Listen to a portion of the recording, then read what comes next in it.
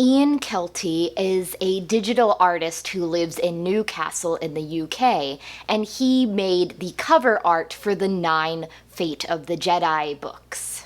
In an interview with Roku Depot back in 2011, he talked about his process for making these covers. He uses Photoshop, he uses a lot of different layers, and Del Rey wanted a very specific look for this series. And like it or not, you will not confuse the covers of the Fate of the Jedi books for any other Star Wars books. Interestingly enough, in the interview, he said that he was told who to put on the cover of each book and that he was provided with photos from photo shoots to help him assemble the covers, which means that they had models for Ben Skywalker and Vestara Kai and the others who weren't Luke and Han and Leia, and I would love to have seen those original photos. Kelty said that of the covers, his favorites were those for Outcast and Allies, especially as the earlier books in the series had more of a screen printing look than the later, darker covers. Fate of the Jedi Ascension by Christie Golden made it to number 7 on the New York Times bestseller list for the week of August 28th, 2011, and ultimately was on the list for 2 weeks. All I knew going into Ascension was that Luke and Ben and Vestara were going to continue to look for Abeloth, and that maybe the Jedi were gonna have some difficulties after they overthrew Daala in the last book. But that was pretty much it. So, a brief summary. As Luke and Ben Skywalker continue to chase after the dark side entity of Abeloth, the Jedi's removal of Chief of State Daala from power in the previous book has repercussions as a power struggle ensues on Coruscant. Where is Abeloth? What are the Lost Tribe of the Sith up to? And with Daala on the loose, what's going to happen next for the Galactic Alliance and the Jedi Order? The penultimate, second to last book in the Fate of the Jedi series, Ascension, has, I would say, 3 main plot lines going on. The first involves Luke and Ben and Vestara and Luke's niece Jaina Solo searching for Abeloth and/or the Lost Tribe of the Sith. Vestara's on their side now, but she's not willing to tell them the location of her homeworld, so Luke decides they're going to go to planets that were important to the Sith in the past and see if they can catch any hint of Abeloth or the Lost Tribe there. So they go to Korriban, they go to Dromund Kaas, which you may remember from the Mysteries of the Sith computer game. And then they go to, I think, a new Sith world. I do not remember this one before. The site of a bunch of Sith hallucinating rituals called Upexar, where they think they'll find Ship, or Abeloth, or the Lost Tribe of the Sith. We'll get into this. This felt a lot like a wild goose chase. The second plot line involved everything going on in Coruscant after Daala was removed from power. So we have the triumvirate of Saba Sabatine and Senator Treed and Win Dorvin trying to rule and then eventually deciding, hey, the Jedi need to pull out. The Jedi should have never done this to begin with. I told you that. But instead of electing Win Dorvin as temporary chief of state, they elect Padnell Oven, the new senator from Klaatuine. And it becomes increasingly apparent that in addition to that pro-Imperial conspiracy headed by Senator Treed and Moff Lesserson and a bunch of other people, there is another political conspiracy as well. The third plot line involves the Lost Tribe of the Sith, who, in the beginning, bring Abeloth back to Kesh. Yeah, that really doesn't go well for them. And so we have a portion of the Lost Tribe of the Sith, led by Vestara's father, Gavar Kai, who leave with Abeloth, while the rest of them have a different plan that they carry out.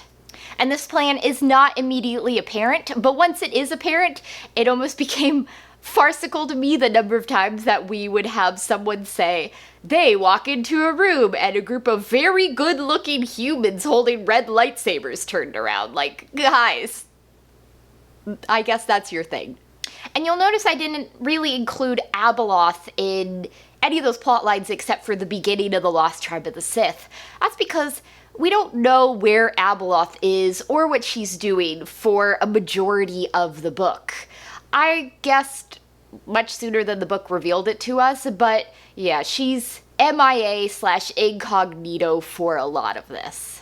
So let's talk about all the Coruscant political stuff. After wondering in the last review why Leia wasn't a part of this temporary government and getting a somewhat explanation in that they don't want people to think the Jedi try to seize power, Leia is heavily involved with the political stuff here because of her past history and her experiences, so okay. I had thought from the previous book that the Triumvirate was composed of Saba Sabatine, Senator Treed, and one of the military guys. I think General Jackson. But instead, the Triumvirate is the Jedi Master, the Senator, and Win Dorvin, who is a boring individual, but he's a very competent, boring individual. So, yeah, it fits. Win gets sucked into a counter-conspiracy that consists of Admiral Boatu, who wakes from a coma but doesn't really want anyone to know about it, his uncle, the lawyer, and Watu's aide, people like that, who are trying to uncover the specifics of that pro-Imperial conspiracy. And they also seem to be the first ones who recognize that there is more than just that at play. There's also another group, a newer group interfering here. And that newer group really seizes control from Treed's group and gets a lot of stuff done in a short period of time. Basically, after 2/3 of his wild goose chase, Luke and company return to Coruscant. Luke decides that he's gonna pull the Jedi out of Coruscant because they're not a branch of the government, they should be separate. Of course, as we all learned, this is a ploy, but I also felt like there was a lot of good reasoning here. I think as the reader we're supposed to go, what? Pull out of Coruscant? But I haven't felt 100% good about the Jedi being so embedded on Coruscant anyway. It seemed like carryover from the prequel trilogy, but I thought they don't need to be there, and in fact, it seems to turn out worse for the Jedi that they are so close to the Senate and the government. So I was like, yeah, good move, but of course it was only a ploy. Luke is getting very Machiavellian in his older age. So with the Jedi pulling out, Saba stepping down from the Triumvirate, the Senate convenes, and because of one of the new senators, they elect Padnell instead. To his credit, Padnell is like, this is crazy, there is a scheme at play, I don't know what's going on, but something's going on, because why would I be elected chief of state? This is the point at which the pro-Imperial conspiracy starts to fall apart, because Lesser Sin is made by Daala, and then Treed kills one of her colleagues because he's a loose end, and then Admiral Boatu's replacement is killed, and then Jackson is killed, so it's all falling apart, but at the same time, Soldor's group is rising to power. Spoilers, he is actually a High Lord of the Lost Tribe of the Sith, who are now on Coruscant, and they have infiltrated places of power, and they have their own broadcasting network, and they're taking everything over. They have Leia arrested because Leia was the only Jedi remaining on Coruscant to help with political stuff. I mean, she's not the only one. There's a bunch of Barabels in the depths of the temple killing Kashiri Sith, but we don't talk about them. And that leads to Han and Lando joining Boatu's little counter-conspiracy club. And they get Leia out after the new elected chief of state, Rokari Kem, says that she should be executed. And yeah, I guess this long before the reveal at the very end, but Rokari Kem is Abeloth. She's now the chief of state. She wants to be a goddess. I guess things are gonna get cray-cray in the next book. My biggest complaint about all the political stuff on Coruscant is just that there's a lot going on, and there's a lot of names to keep track of, and a lot of stuff going on, and Like, at the same time, the underworld that the Deveroni reporter had reported on has gotten a whole bunch worse, and everyone's just like, oh boy, it got worse. And, like, are we meant to believe that that's because of Abeloth's influence, or the Sith's influence, or is that something else? Like, there's a lot going on here, and not all of it is fully developed or fleshed out. And also, there is a definite issue of time, passage of time, how much time is going by. I'll talk about that more in the issues section. Somewhat related to all the political stuff, Lesserson is going back to the Imperial remnant because he wants to become the Imperial head of state. Jag also currently has Tahiri Vela as his bodyguard because she's with him hoping to stand trial in the Imperial remnant and get a better trial than she got in the Galactic Alliance. Okay, I mean, it's good to see her. It's good to see she's okay. And at the same time, Daala, instead of trying to take back the Galactic Alliance, as I would have thought, she's like, I'm gonna be head of state of the Empire now. And I was a little bit like, girl, why didn't you do that from the beginning? Anyway, so she's amassing forces. She rats out Lesserson and gets him on her side, and then there's this showdown between her and Jag. Jag has some surprises like Chiss Empire of the Hand ships, which I thought the Empire of the Hand had sort of folded. At least that's what we were told in the Dark Nest trilogy, but I guess it's back. And there's a lot of ships blowing up and things like that. It was sort of left on a cliffhanger in that no one's definitely winning here, so we'll see what happens in the next book. Daala did attempt to have Jag assassinated, so she's got that in common with Treen's group, that just no one wants Jag to live at this point. Jag did feel somewhat off to me. He felt less rigid and a little bit more Corellian than I would have expected. Luke sits down on the pair need mode news hour and gives an interview, and he says, "Call me Luke." And I get that. Luke feels like that kind of guy.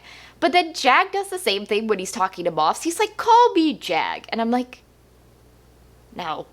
It's instances like this where I think that Christie Golden's relative unfamiliarity with Star Wars peeks through, where we just have characters like Jag. I see Jag as more, I must do things right. I am focused on protocol and rigidity, and he can, mix it up at times. But I just don't see Jag telling a Moff under him to call me Jag. No, he wouldn't do that. He wouldn't do that at all. So over on the Luke, Ben, Vestara, Jaina plotline, they have absolutely no idea where Abeloth went after the end of the previous book. She left Nam Chorios in ship. They don't know where she went. So Luke's like, well, she might go to Sith places. And I was like, okay, I mean, as good a guess as any. But these really felt like wild goose chases because they go to Korriban. There's nothing there. The only thing that the Korriban incident shows us is that Vestara is committed to her, I'm working with you guys, I'm on your side, and when Sith hounds show up, she talks to them in the Sith language, she makes them go away. And so with Korriban being a bust, they head off to Dromund Cass. But again, they find no Abeloth there. They are confronted by Gavar Kai and some of the Lost Tribe of the Sith, who have clearly been swayed/twisted by Abeloth because he is straight up willing to kill his child. Something that previously I don't think Gavar Kai would have ever done. And so Vestara has the very difficult act of she has to kill her own father. He was going to kill her. She has to do it. And then Vestara makes a decision which I feel is very much motivated by grief. Vestara goes, I don't want to be a Sith, I want to be a Jedi, I want to train as a Jedi. And Luke's like, somewhat suspicious of her. But Ben's like, she really means it, Dad. And Luke's like, okay, if you really mean it, I will train you as a Jedi. And on the one hand, this is exactly what I want for Vestara. She is such a smart kid. I don't want her to be evil and a Sith. But at the same time, I was like, this feels a little too fast. Like, I'm not sure Vestara herself is ready for this. She also jumps right into a relationship with Ben, which has been simmering on the back burner basically since they met each other, but comes to the forefront now because they're teenagers. Hormones. And so much of what she decides on, what she does, is motivated by Ben. Like, I want to be with Ben. Ben would like this. Ben would approve of this. And I was like, oh, honey, that should not be your motivation for doing these things. So Vestara goes to Coruscant with Luke and Ben and Jaina. I wouldn't say that she's welcomed with open arms, but no one's hostile to her. They're willing to take her in. But then that final element of the wild goose chase on Upexar, I think really illustrated to me how Vestara is rushing things here. That I think going from Sith to Jedi is not as easy as she thought or hoped. They go to Upexar because they think ship might be there. It felt like a stretch, but we're there. And so almost all the Jedi are heading into the city, and there's this foreboding storm cloud over it, and meanwhile Ben and Vestara and Nachu Awad head into the tunnels to look for other things because Luke's like, Vestara, I don't trust you going into this very strong Sith city. And so while all the Jedi go there and encounter a trap left by Abeloth, Abeloth of course is not on Upexar, the trio go down into the tunnels. They encounter this mutated insect that gives off those nightmare hallucinations. Ben is attacked. Ben's helmet comes off. Ben is feeling these nightmares. She doesn't want Ben to suffer that. So instead of joining with Nachua Awad and trying to take down the insect together, she attacks Nachua and basically substitutes Nachua for Ben, and the insect takes Nachua, and her mind is gone, and she's presumably dead.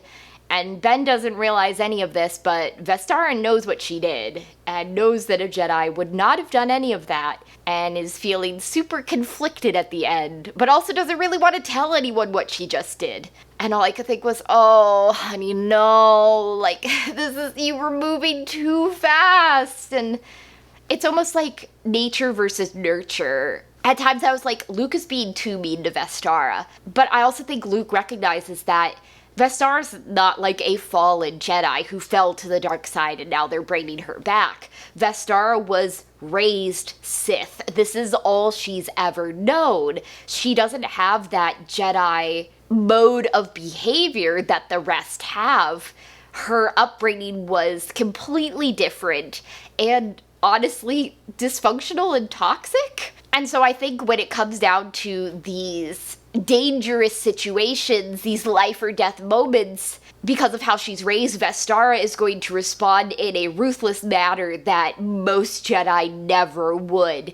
And I don't think it's really gonna, at least right now, fit with her becoming a Jedi. I think that Vestara is on a much longer journey, and it's unfortunately not that easy to change. And of course, Luke's plan in pulling all the Jedi out of Coruscant was to then let the Sith show up there and see what they're doing, and I guess in the next book they're going to take care of the Sith, and I was a little like, Luke, that is quite the plan, to be like, yeah, it's fine, we'll let Sith infiltrate Coruscant, like, this won't go badly or anything. Whatever, dude. So my first issue with Ascension was a continuation of what I've noticed really since the middle of the series. Just, again, a lack of editing. Almost like they were rushing to put this book out and it didn't receive the copy editing it deserved. Characters' names are spelled wrong. The characters' relationships are misattributed.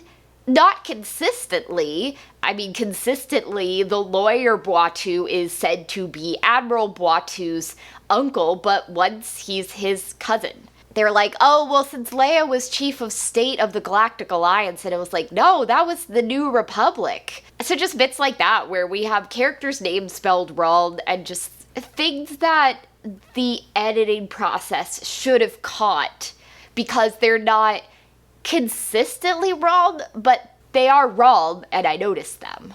But my biggest issue with Ascension had to deal with the passage of time, or rather, the way in which it gets very confusing here.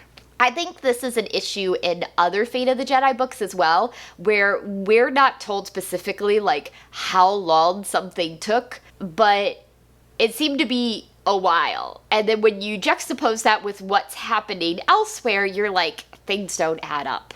The wild goose chase plotline was they go to Korriban, they go to Dromund Kaas, they come back to Coruscant, and then they all go to Upegsar. But what happens on Coruscant in the political plotline seemed to take much more time. Or at least I would think it would, because we see Abeloth on Kesh and then the fallout from that. And then to get all those Sith on Coruscant elected as senators from other worlds, like starting a television broadcast network, like that has to take time. But instead, it happens very, very fast. And I think too, it feels like Admiral Batu wakes up, but like that feels faster than what's going on with all the Sith. And just, I would have really loved to see a timeline to break out like what is happening when, because this just feels like a lot happening in one plot line and then not as much time passing in other plot lines. And I'm like, how do you reconcile this? Like, either the Sith are moving at warp speed, getting everyone in Coruscant and getting people elected to office and stuff like that, or Luke and co are moving at a snail's pace and they are just dragging their feet going from world to world. Like, something doesn't add up here. And I think that sense of me not knowing how much time is passing from plotline to plotline affects the pace a bit here, but I felt at times like it was dragging, especially when it came to what Luke and co were doing. Maybe because I knew, like, this isn't accomplishing anything, guys. Like, we've got 2 books left in the series and you're doing this nonsense? You're going to Korriban? Why? But on the other side, the political stuff is happening very, very quickly, so it just felt uneven to me. And I think, too, the way that sections are separated out, like we get all of the Lost Tribe of the Sith Abeloth stuff in one block, and then we really don't see the Lost Tribe of the Sith or Abeloth again for a while, and cut to the political stuff and Luke and the Jade Shadow going around everywhere. And I was hoping that Ascension would be quick-paced and would, move me through it, wanting to know what happens next, because as much as I did not enjoy the Legacy of the Force books, those books did that. But I felt like, especially for the second to last book of the series, I'm still not feeling that sense of urgency that I feel like has been lacking from most of the books here. So, in short, Ascension leaves a lot of things hanging for the next book. How's this confrontation between Daala and Jag going to resolve? Oh no! The Sith have taken over Coruscant and Abeloth is now the chief of state. What's gonna happen? There is a lot going on in Ascension, especially in the political plotline. There are a lot of characters to keep track of, a lot of conspiracies and counter-conspiracies and new conspiracies at play. I wish that Luke's plotline hadn't felt so spectacularly useless, and I wish that I had gotten a little bit of an explanation of like how this all works out chronologically wise, because the pace did feel uneven here, going from subplot to subplot. But I am curious how this all will end, how they'll be able to defeat Abeloth, who just seems super, super strong to me, and definitely in a position of power going forward. So next time I'm going to be reading, actually, a short story prequel to the Fate of the Jedi series that was published in the Star Wars Insider magazine, First Blood by Christy Golden.